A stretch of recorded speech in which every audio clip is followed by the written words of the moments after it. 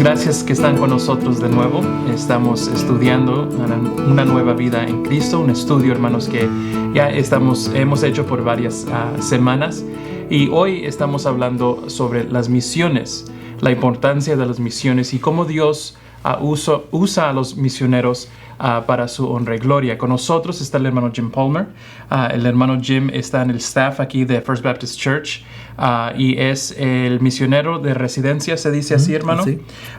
Y gracias que está con nosotros, hermano. Gracias, hermano Juan. Sí, hermano. Si nos puede platicar un poco, hermano, de su pasado, hermano, en su trabajo en las misiones. Pues gracias, hermano Juan. Hermanos, yo tengo ese privilegio de estar hablando contigo, con ustedes todos, pero mi esposo y yo, después del seminario, sin sentir que Dios nos va a usar en la obra misionera internacional, pensando que íbamos a pastorear aquí en los Estados Unidos, y un día el Señor empezó a poner en nuestro corazón esa inquietud y decimos al Señor, pues, vamos a decir, hemos dicho sí al Señor sobre nuestras vidas, y si el Señor nos abre las puertas, vamos a pasar por las puertas. Y el Señor empezó a abrir las puertas para la obra misionera y seguimos en este paso y nos encontramos por fin ya con la Junta Misionera Bautista Internacional y fuimos a Costa Rica. Estuvimos un año ahí estudiando español. Yo no hablaba español, pues pude decir adiós y gracias y tortilla y eso fue todo. Y después de un año de estudiar español en Costa Rica, fuimos a Honduras. Iniciamos nuestro ministerio en Honduras, trabajando en todo el país. Después la Junta Misionera nos pidió, después de 10 años, pasar a Nicaragua. No había misioneros en Nicaragua en toda la década de los 80 por la guerra. Entonces la Junta nos pidió que fuéramos los primeros misioneros de entrar a Nicaragua después de la guerra, de reiniciar relaciones con las iglesias bautistas y buscar cómo apoyarles en la obra misionera nacional en Nicaragua. Entonces pasamos 20 años en Nicaragua, la última parte de los 10-15 años de trabajando específicamente con los pueblos indígenas, los Miskitos, los Mayagnas, los Ramas, que son gente muy, muy pobre, que vive en la selva, viven en el rainforest y están bastante olvidados por los gobiernos de Honduras y Nicaragua y por, pues, agencias de desarrollo, incluso agencias de misioneros, que muy poco obra existía en ese lugar. Entonces, gracias a Dios que en los años de ministrar ahí, el Señor hizo un gran milagro de sembrar más de 200 iglesias en esa zona. Y también, hermano, se tradujo el Nuevo Testamento, hermano. Sí, empezamos la traducción. Bueno, terminamos la traducción de la Biblia entero en Miskito. Un pastor moravo, viejito, había luchado más de 35 años haciendo la traducción de la Biblia en Miskito. Había un Nuevo Testamento, pero muy mal traducido. Entonces hicimos de nuevo toda la Biblia con la ayuda de las sociedades bíblicas de Nicaragua e internacional, y logramos tener la Biblia entera en el idioma miskito. Y últimamente, en los últimos 5 años, hemos trabajado en el libro de Hechos, de Lucas y Hechos, en el idioma Mayagna, que no había escritura en su idioma. Entonces ya ellos tienen un mini Nuevo Testamento, que es Lucas, que es la historia de Jesús, y el libro de Hechos, la historia de la iglesia. La iglesia. Amén, hermano. El último estudio, hermanos, hablamos de misioneros, C.T. Studd, Hudson Taylor y, claro, el apóstol Pablo. William Carey, hermano, era un hermano que fue a la India. Un hermano que se puede decir un hermano sencillo. No tuvo los títulos, el estudio de seminarios, pero él sintió el llamado de ir y claro, sufrió bastante él en India. Estableció 20 y tantas iglesias, más de 100 escuelas. Hermano, platíquenos un poquito de William Carey. Pues William Carey era un hombre único en muchos sentidos, por eso decimos que es el padre del movimiento misionero moderno, porque después de la Reformación, las iglesias protestantes no tenían mucho, y luego decimos evangélicos, no tenía mucho énfasis evangelística misionera fuera de sus propios países. Y entonces William Carey, en el principio del siglo pasado, él fue un hombre sencillo, era un maestro primaria, pero un hombre que tenía un apetito un deseo de aprender mucho. Él le enseñó a sí mismo a hablar francés, griego, estudió hebreo, las lenguas bíblicas. Entonces él buscó prepararse en muchas formas, pero como maestro no había muchos recursos financieros y se puso a trabajar con un zapatero. Entonces él aprendió ese oficio para poder ganar la vida, pero tenía una fascinación del mundo. Y en su zapatería él tenía un mapa del mundo. Y él, mirando ese mapa, empezó a ver, pues, ¿quiénes son los que viven ahí? ¿Quiénes son los que viven aquí? ¿Quiénes son los que viven aquí? Entonces él empezó a decir, ¿cómo va a llegar el Evangelio de Cristo a esa gente? ¿Quién le va a decir a ellos acerca de la esperanza y salvación y perdón que tenemos en Cristo? Y un día, en un grupo de pastores, él se levantó diciendo que es necesario que las iglesias de Inglaterra manden misioneros a esos lugares. Y un pastor viejo dijo, cállate, sentate, hombre. Es que si Dios va a salvar a esta gente, le va a salvar sin ti. Entonces, él quedó sentado, humillado, pero por fin dijo, no, me voy. Y él con su esposa, sus hijos, su hermano y su esposa también, ellos fueron ya en un barco, llegaron casi a la India cuando el barco que los llevaba se dio cuenta que era ilegal que transportaba misioneros. Porque los empresarios británicos pensó que ellos van a afectar mucho su comercio, su negocio.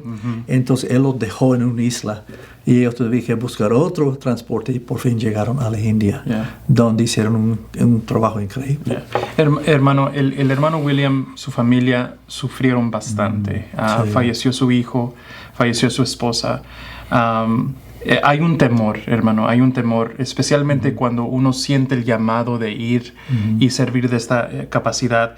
Hermano, ¿por qué hay excusas por personas que ponen de no ir y excusas de ni apoyar a misioneros? ¿Por qué cree que existe eso, hermano? Hermano, yo creo que mucha gente piensa en primer lugar que no son capaces. Dios no me puede usar a mí.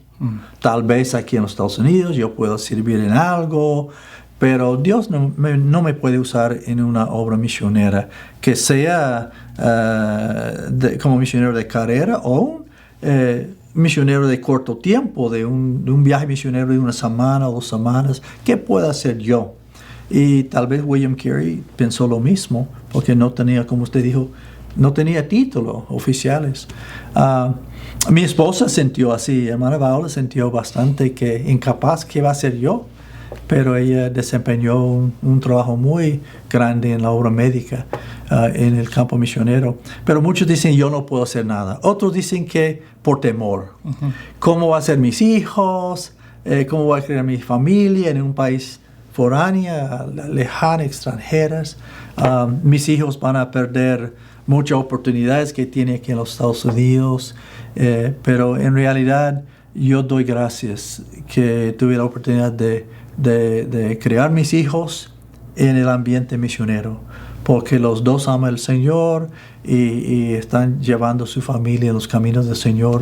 Y yo creo que preguntando a ellos van a decir que no perdimos nada de estar viviendo fuera de los Estados Unidos, pero que ellos tienen una riqueza. Habla español los dos, entonces tiene una riqueza que muchos hijos o mis hijos propios no hubiera tenido. Y también hay gente que dice, bueno, ¿por qué voy a mandar mi dinero a apoyar a misioneros allá? Hay muchas necesidades aquí. Pues la gran comisión de Cristo era de ir a todas las naciones. Entonces no es uno o el otro, pero debemos apoyar la obra de alcanzar personas para Cristo aquí, en nuestra propia comunidad, en toda nuestra nación y también en todo el mundo. Eso es la gran comisión, ¿verdad, hermano? De empezar aquí donde estamos y claro, alcanzar al mundo. Hermano, el trabajo de los primeros misioneros, ¿es el mismo trabajo que existe todavía? Y yo creo que muchos dicen, bueno, estamos en un tiempo moderno ahora y se ha cambiado mucho, pero en realidad no hay muchos cambios. Cuando William Carey llegó a la India, lo primero que hizo es aprender el idioma. No aprendió el idioma de los altos, se llama Sanskrit, de los altos de la sociedad, pero aprendió Bengali, que era el idioma de la gente pobre, y aprendió, no había escritos, muy poco escritos en su propio idioma, Bengali, pero él aprendió esa. Empezó a vestir como ellos, él buscó cómo trabajar en su ambiente, aprender su cultura, hasta estudiar la botánica, botany, la botánica de India, y escribió muchos libros y aprendió mucho de la botánica de la India, incluso que él fue uno de los creadores de unos jardines botánicos hasta hoy que lleva su nombre. Y hasta llegó el momento en que invitaron a él a venir a hacer lecturas o enseñanzas en las universidades por su conocimiento del ambiente. Yo creo que hoy día la tarea misionera es lo mismo, de aprender y conocer la gente y ser conocido, respetado. Y la forma que ser respetado por la gente no es por venir como un americano o un británico o una foráneo, pero de servir en una forma. Que sea misioneros que van por una carrera o tiempo largo, o sea una semana. Cuando vamos en un viaje misionero, tenemos que respetar la cultura, conocer la gente, aunque sean unas palabras. Hola, ¿cómo está? Hermano, usted ha viajado conmigo a Etiopía y usted sabe que le enseñamos unas palabras, decir que, sí, hermano. Sí, para que por lo menos exprese algo en las palabras de ellos y conocer el interés de ellos, aunque su forma de vivir es muy diferente, pero decir qué bonito es su casa, qué lindos sus hijos, qué privilegio tenemos de venir aquí, y también servir en algo, ofrecer algo para ayudar a la gente. Entonces así uno va ganando la confianza. Entonces cuando hablamos de Cristo, ya no estamos hablando de nuestro Dios, no estamos hablando de un Jesús de los Estados Unidos, pero estamos hablando del Dios del universo, que aman a ellos y podemos compartir con ellos esta esperanza. Amén. Hermano, en uno de los sermones de William Carey, una frase muy famosa, dijo él: esperen grandes cosas de Dios, intenten grandes cosas para Dios. ¿Está de acuerdo de usted con eso? Ese dicho ha sido repetido por mucha gente porque tiene una profundidad grande. Él siempre esperaba mucho de Dios. Llevar su gente a un lugar tan extraño, de vivir su vida en un lugar donde rechazaba mucho su mensaje. Él luchó muchos años antes de tener la primera persona de recibir a Cristo. Últimamente sí, sembró varios cines de iglesias, pero fue una lucha. Pero él siempre esperaba que Dios iba a hacer algo. Amen. Y no había nada que él dijo, yo no puedo hacer esto. Él dijo, si Dios me ha llamado a hacerlo, lo voy a hacer y Dios va a bendecirlo en gran manera. Y yo creo que en nuestra vida hoy día es lo mismo. Si no esperamos mucho de Dios, Dios no va a hacer mucho. Si no intentamos de alcanzar algo para el Señor, yo creo que Dios está esperando que hacemos algo para poder bendecirnos. Hay un dicho que dice, si quiere escuchar a Dios reír, decirle sus planes de largo alcance.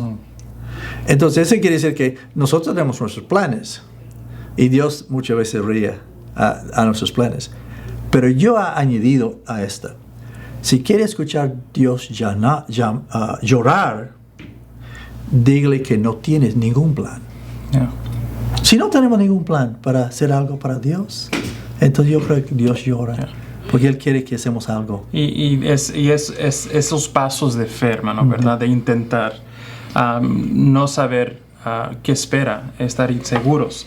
Hermanos, ¿por qué algunos misioneros pueden vivir con tanta fe cuando para la mayoría parece imposible? ¿Cómo es posible eso, hermano? Bueno, hermano Juan, esa pregunta yo he hecho muchas veces porque he visto muchos misioneros que fracasan mucho en su ministerio por falta de la fe. Pero yo no creo que fe es tanto cuantitativa. Es decir, que no es que yo tengo 80% de fe o yo tengo 45% de fe y el otro tiene 75% de fe. Yo creo que tenemos fe o no tenemos fe. Y cuando tenemos fe de que Dios nos está guiando, aunque enfrentamos cosas difíciles, su promesa es que Él va a estar con nosotros. Entonces, Él va a hacer algo en nuestro ministerio. Yo sé que en mi vida y mi ministerio misionero luchamos muchas veces haciendo algo y solo fracasos, rechazo.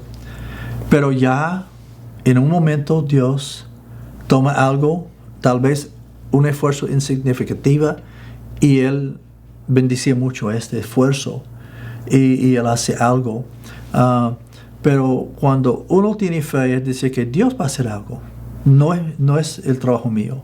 Yo no estoy aquí para hacer algo. Lo que yo hago es con la ayuda del Señor. Y los resultados, vamos a dejar al Espíritu Santo. Yo no soy el Mesías. Yo no soy el Espíritu Santo. Yo tuve que aprender hermano, duramente, porque en los primeros años de ser misioneros, yo esperaba que yo iba a hacer algo. Jimmy iba a hacer algo. Y no. Tenemos que ser, yo voy a ser obediente de hacer lo que Dios me ha mandado a hacer, y los resultados son de Dios. Mi papá una vez, él era pastor, y cuando yo iba viajando con él como jóvenes, fuimos a una iglesia donde él estaba sembrando, y solo llegó dos ancianas. Y él empezó a dar bienvenidos, cantar, tomar la ofrenda, predicar, hasta hacer una invitación para 2 ancianitas. Y llegando al carro, yo dije, papá, ¿por qué hicimos un culto para 2 ancianas? Y me dice, Jim, cuando el Señor me llamó, Él me llamó a predicar, no contar. Entonces, muchas veces en mi ministerio, yo he estado bajo un galeroncito, llega una anciana, 2 niños, y yo quiero, no vamos a tener culto, no vamos a estudiar la Biblia, no vamos a alabar a Dios. Pero tengo que recordar que nuestro llamado es predicar el Evangelio, no es contar. Que llega 1, 2, 3. Entonces, esos son los que Dios ha provisto para nosotros para servir. Amén. Gracias, hermano, por estas palabras de ánimo.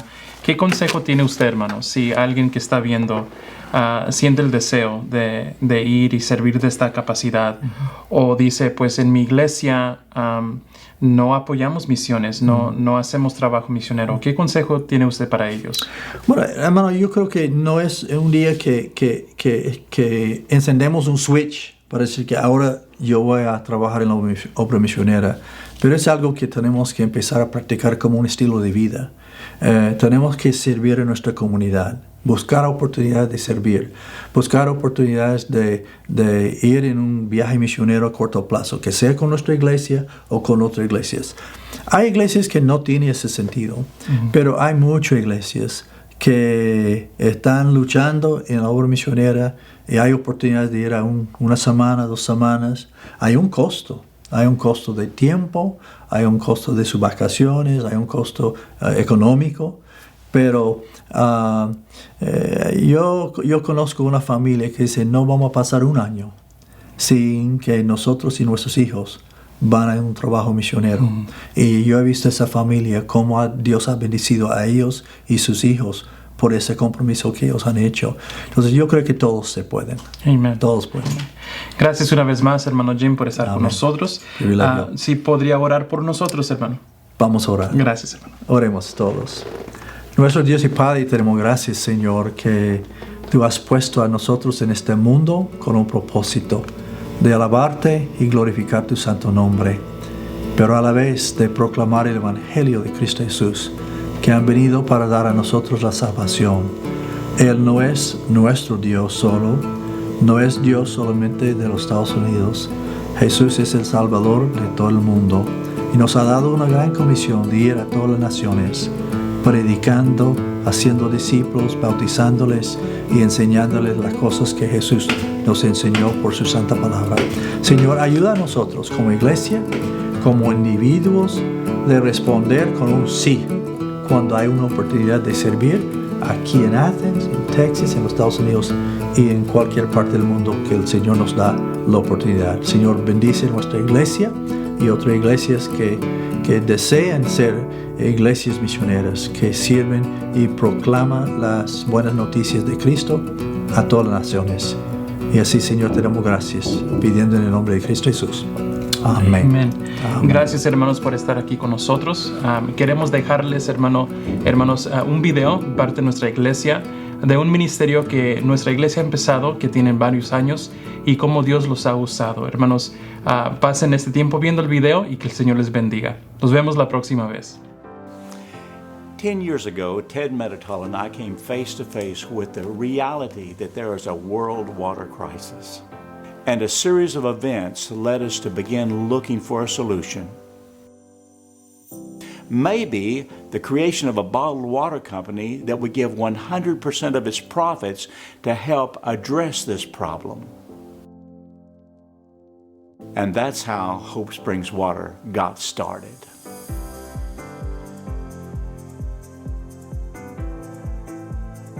Hope Springs Water has sold nearly 500,000 cases of bottled water in 91 companies throughout the state of Texas.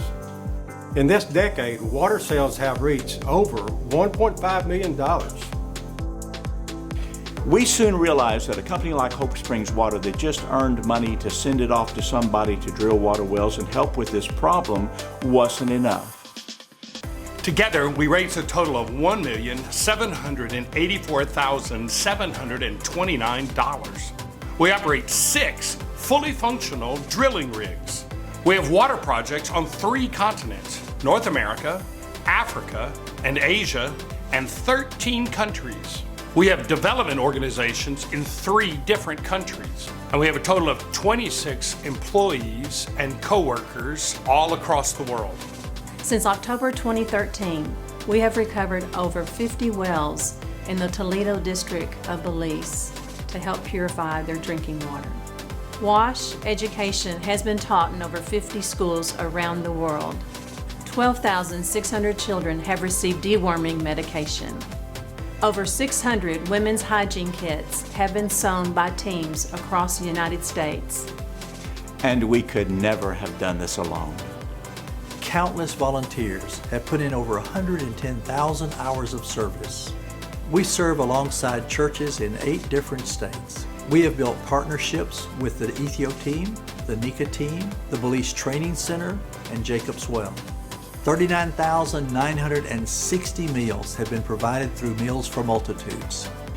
And together, with your help, we've brought hope to the world through clean water, improved sanitation, public health, and hygiene education. As of February 2020, over 30,000 lives have been changed through clean water projects, and 100 wells have been completed. But we're not done yet. We are not done yet. We're not done yet. Alጨረስንም. We are not done yet. Aún no hemos terminado. We are not done yet. Hallelujah. Infine. Infine. Infine. And we're not done yet. And we're not done yet. But we're not done yet. We're not done yet.